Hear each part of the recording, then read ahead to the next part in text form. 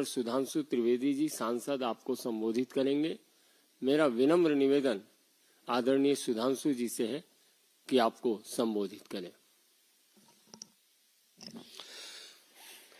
मित्रों, आज 13 दिसंबर है और संसद पे हुए दुर्दांत आतंकवादी हमले की आज दुखद बरसी है। तो सर्वप्रथम हम संपूर्ण पार्टी की ओर से उस दुखद घटना और हमले में अपने प्राणों को न्यौछावर करके लोकतंत्र के मंदिर संसद की रक्षा करने वाले समस्त बलिदानी सुरक्षा कर्मियों और उनके परिजनों के प्रति हृदय से संवेदना उत्पन्न करते हैं। और यह भी याद दिलाता है कि उस दुखद हमले के बाद जब सर्वोच्च न्यायालय ने उसके मुख्य आरोपी और कर्ता धर्ता अफजल गुरु को दोषी सिद्ध कर दिया था, इसके बाद यूपीए सरकार ने 7 वर्षों तक उसकी फांसी को तकनीकी आधार पर लटका के रखा था। तो सर्वप्रथम मैं सभी बलिदानी सुरक्षा कर्मियों को यह कहते हुए श्रद्धांजलि देना चाहता हूं कि उन्मुक्त मरण त्योहार राष्ट्र का संबल हो, उत्सर्गी रक्त फुहार धवल गंगा जल हो, अब नए क्षितिज हो आस्थाओं से आलोकित, बलिपंथी पर बलिहार राष्ट्र का मंगल हो। आज राष्ट्र का मंगल ऐसे बलिदानियों की वजह से हो रहा है।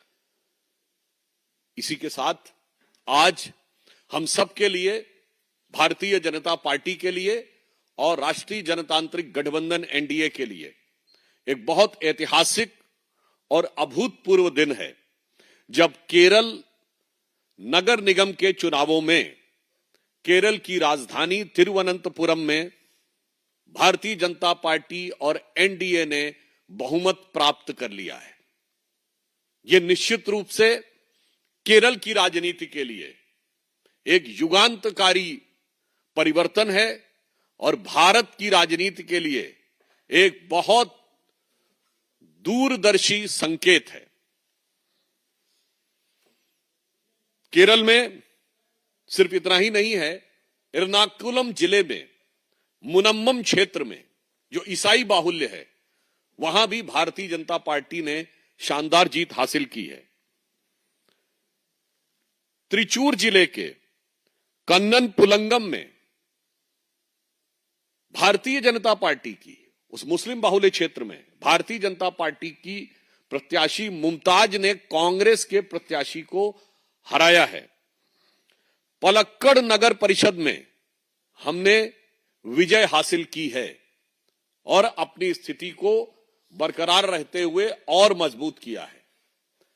अतः यह दिखाई पड़ रहा है कि प्रधानमंत्री श्री नरेंद्र मोदी जी के नेतृत्व में जिस कुशलता, दक्षता और निष्ठा के साथ भाजपा और एनडीए आगे बढ़ रही है, उसका भौगोलिक विस्तार अब नई ऊंचाइयों को छू रहा है।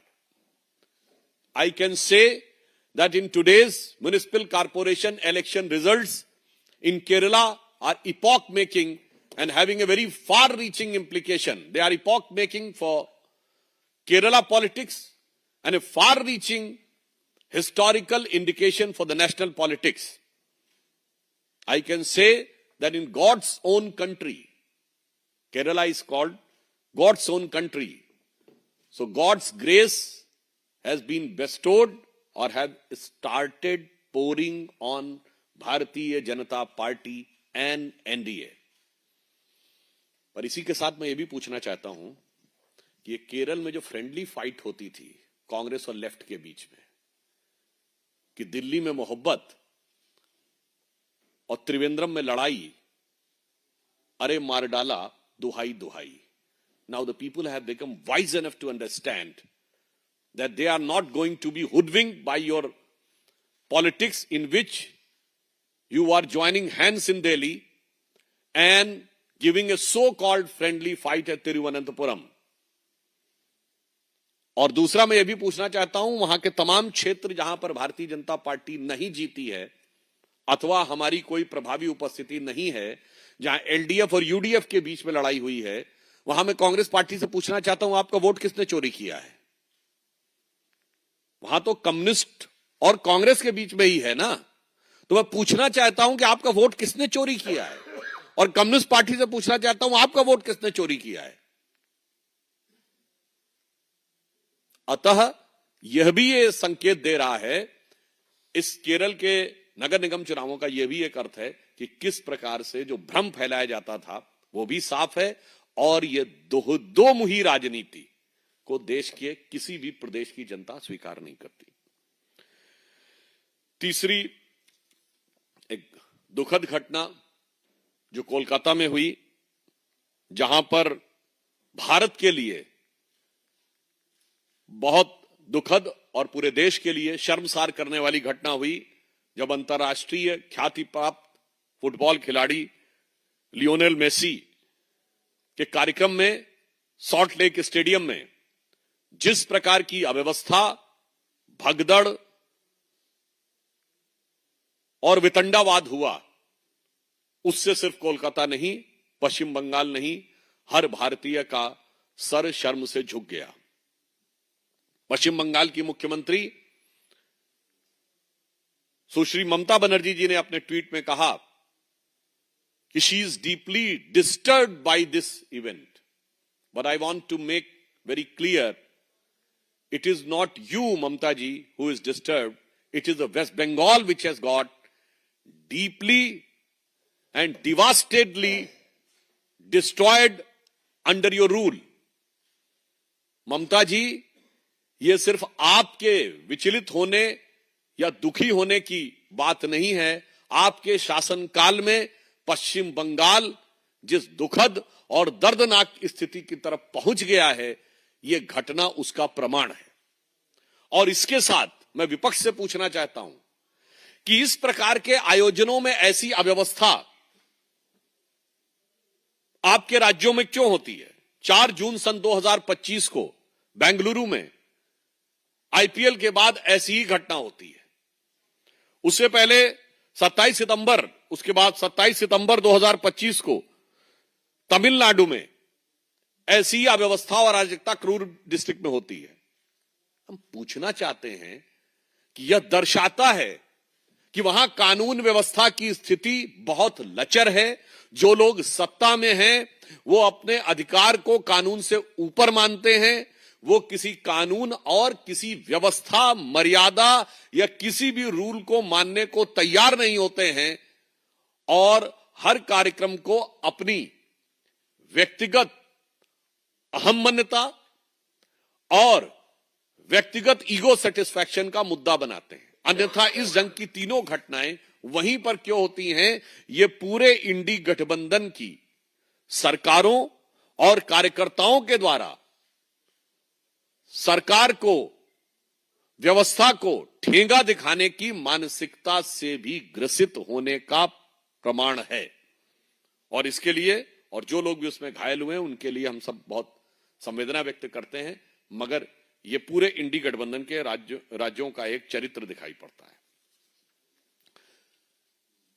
इसके अतिरिक्त एक बहुत गंभीर और बहुत गहन विषय है, तमिलनाडु की सरकार के द्वारा जो कुछ किया जा रहा है।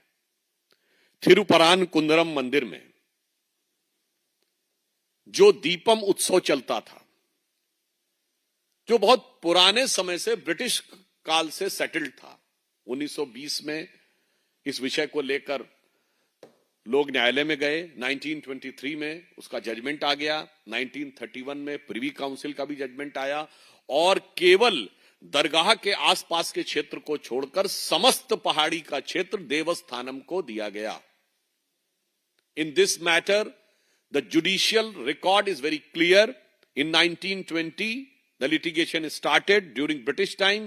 In 1923 judgment came, and in 1931 Privy Council judgment also came, which has made it very clear and categorical that barring some area nearby the dargah, rest of the entire hill belongs to Devasthanam. और इसके बाद another case regarding a pillar was filed in 1994, and in that case also a judgment came in 1996. in favor of the same process to be continued. Then the thing was continuing till 2014. यह व्यवस्था 2014 से चल रही थी. फिर यह stand लिया गया कि हाई कोर्ट ने कुछ टेक्निकल रीजंस के आधार के ऊपर उस विषय को रोका. अब जब हाई कोर्ट ने परमिशन दे दी है दोबारा, उसके बाद तमिलनाडु सरकार का जो रवैया है, यह भारत के लोकतांत्रिक और पंथ निरपेक्ष चरित्र के ऊपर गहरा आघात है. The type of deplorable approach which the Tamil Nadu government has taken is an stigma not only on the democratic character but also on the secular character of this country.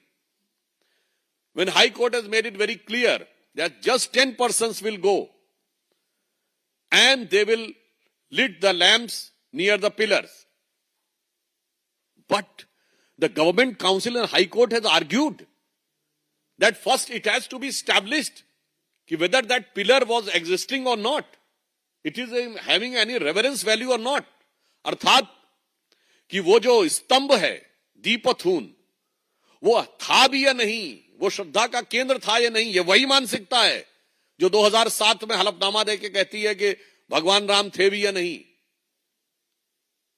और न्यायालय का निर्णय आने के बाद उसे पालन न करना, मैं पूछना चाहता हूं संविधान खतरे में है कि नहीं. और इतना ही नहीं, उस न्यायाधीश को धमकाने के लिए आप इंपीचमेंट का प्रस्ताव, अविश्वास का प्रस्ताव लोकसभा स्पीकर को देते हैं. यानी सीधे सीधे राहुल गांधी जी खड़े होकर जो धमकाने का प्रयास करते हैं संवैधानिक संस्थाओं पे, उनके गठबंधन सहयोगी और इंडी गठबंधन वाले मिलकर सीधे न्यायपालिका को धमकाने का प्रयास कर रहे हैं. और न्यायाधीश के प्रति जिस प्रकार का वातावरण बनाया है इंडी गठबंधन के सहयोगियों ने, उससे बहुत साफ है कि इन लोगों के विपक्ष में रहते हुए संविधान कितने खतरे में है. And with the approach of Tamil Nadu government, मैं यह भी याद दिलाना चाहता हूं, यहां कोलत्तूर गांव पेरंबूर जिले में भी ऐसी ही घटना 2-3 साल पहले हो चुकी है, जहां पर कि सरकार का रवैया पूरी तरीके से बायस था. इसी तमिलनाडु में याद करिए, वक्फ बोर्ड ने पूरा का पूरा एक गांव क्लेम कर दिया था, जो गांव 1500 साल पुराना मंदिर है जहां पर, अर्थात इस्लाम के भारत में आने से पहले से भी है. यह सब कुछ जो हो रहा है, यह कोई वोट के लिए किया जा रहा कार्य नहीं है. यह भारत की अस्मिता पर आघात है. This is not just a mere vote bank politics. This is an structural, nefarious attack on the basic identity of India. I would like to say that those who are trying to raise the bogey of that secularism is in danger in India, I would like to make it very clear. No, the future of India is in danger because of the pseudo-secularism. Again, I would like to emphasize, secularism is not in danger. India is in danger because of the pseudo-secularism. पंथ निरपेक्षता, secular कोई खतरे में नहीं है. इस छद्म धर्म निरपेक्षता के कारण भारत का भविष्य खतरे में है. जो कहीं बंगाल में बाबरी मस्जिद खड़े होने की बात करते हैं, तो कोई तेलंगाना में कहता है, तेलंगाना का मुख्यमंत्री कहता है कि कांग्रेस मतलब मुसलमान, मुसलमान मतलब कांग्रेस. तो तमिलनाडु में बाकायदा एक कॉन्फ्रेंस होती है, गोष्ठी होती है, इरेडिकेशन ऑफ सनातन धर्म, हिंदू धर्म का समूल नाश. और इसके बाद ये लोग इतना ही नहीं करते हैं, इससे पहले पूरी दुनिया में कॉन्फ्रेंस होती है, dismantling global Hindutva in 2021. After that, a structured conference happens yearly basis in Tamil Nadu, dismantling global Hindutva, eradication of Sanatan Dharma, dismantling global Hindutva held in the various universities, sponsored by these anti-India forces. Then comes eradication of Sanatan Dharma. Then comes one step ahead. They used to go to the extent of saying कि this is Hinduism is corona, virus, then another minister comes. No, there has to be some social stigma attached to it. So it has to be HIV. और फिर देश के अंदर क्षेत्रीय विभेद पैदा करने के लिए तमिलनाडु के एक मंत्री बोलते हैं कि बीजेपी सिर्फ गोमूत्र के राज्यों में जीत सकती है। वैसे उनको आज जवाब मिल गया होगा केरल की जीत से, और मैं पूछना चाहता हूं, and I want to make it very clear to the bias, ignorance of Tamil Nadu minister that he's saying that BJP can win only in Gomutra states.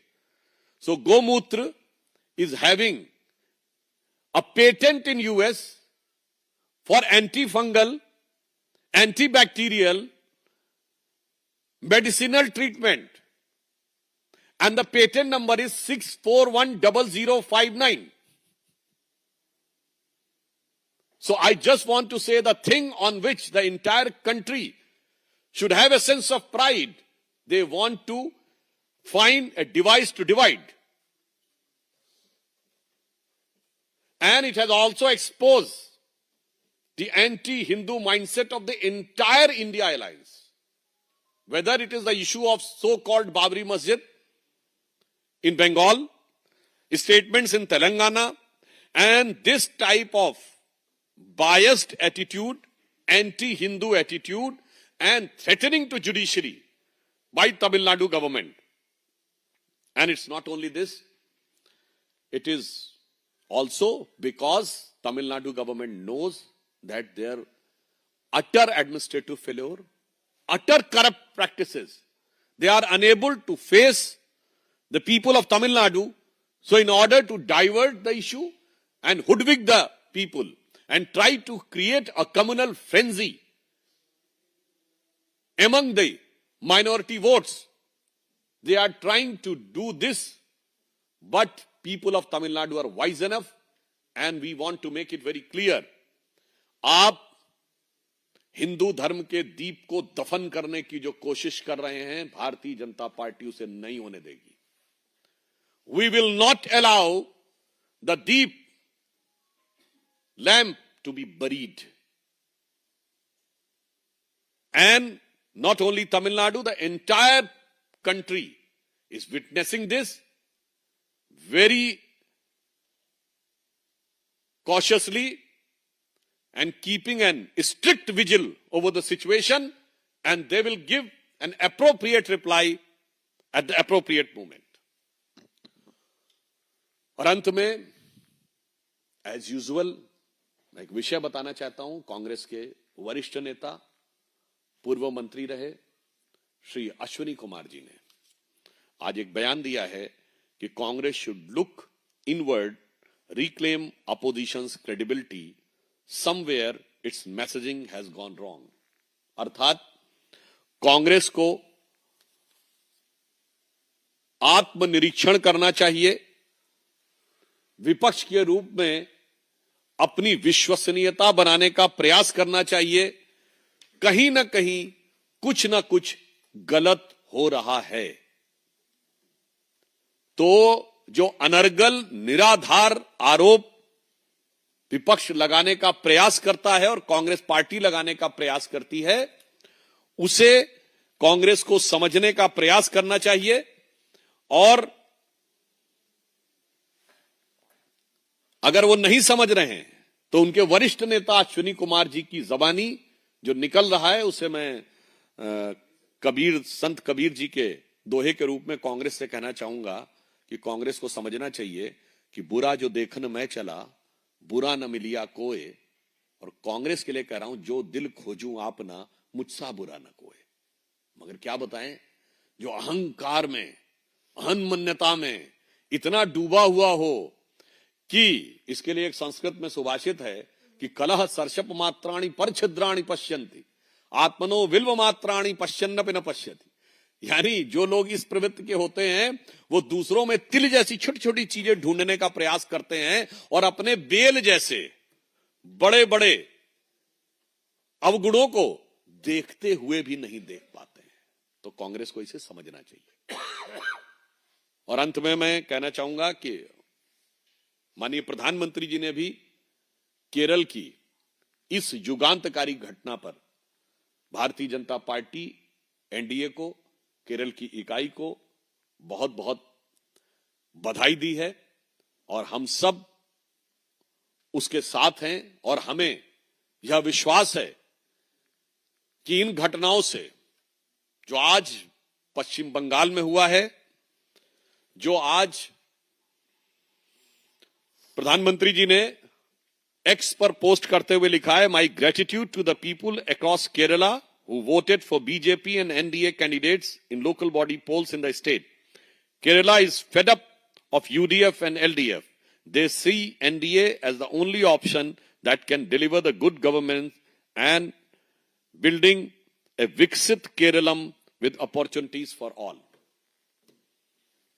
और हम ये कह सकते हैं, जो आज बंगाल में हुआ है, जो हरकतें और कारस्तानी तमिलनाडु की हैं, और जो नई आशा का दीप बुझाने का प्रयास तमिलनाडु में हुआ है और नया दीप केरल में जगा है, निश्चित रूप से आगामी वर्ष में होने वाले चुनावों में यह भारत की राजनीति में एक बड़े परिवर्तन का पूर्वाभास है.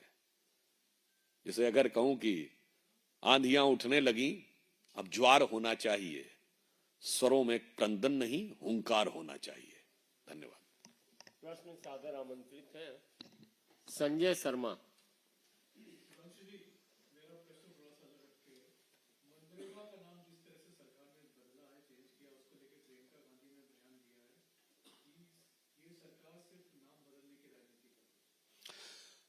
देखिए, मुझे लगता है कि जो नाम बदलने का निर्णय लिया है, यह भी ध्यान रखना चाहिए कि जिन नामों को कांग्रेस अपना एकाधिकार मानती है, वो सारे देश के हैं.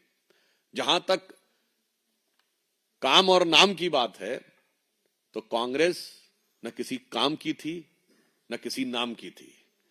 आपके समय में देश की विकास दर 1.5%, 1.8% और 2% रहती थी. मैं प्रियंका जी से पूछना चाहता हूं, 70 और 80 के दशक में हम लोग भी बच्चे थे, वो भी बच्ची रही होंगी, काहे कहते थे Hindu growth rate?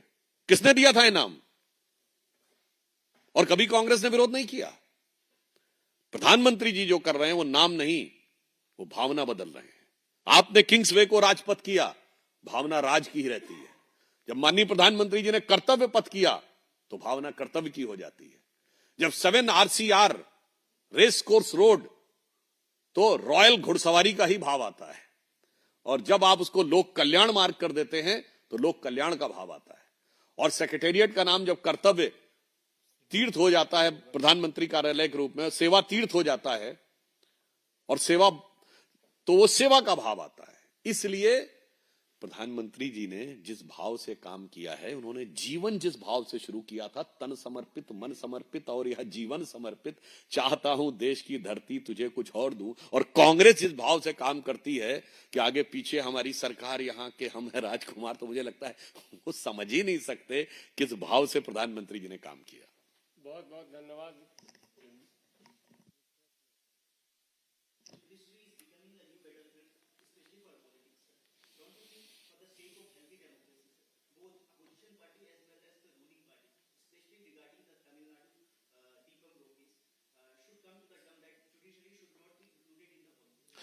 It has not happened for the first time.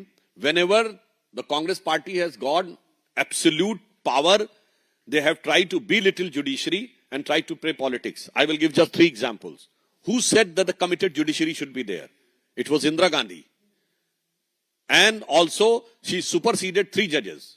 Second thing, you know there was a judge in India's Supreme Court who was previously member of parliament from the Congress party. And he has become a candidate in Assam Lok Sabha. The election was countermanded. He was an official Congress candidate.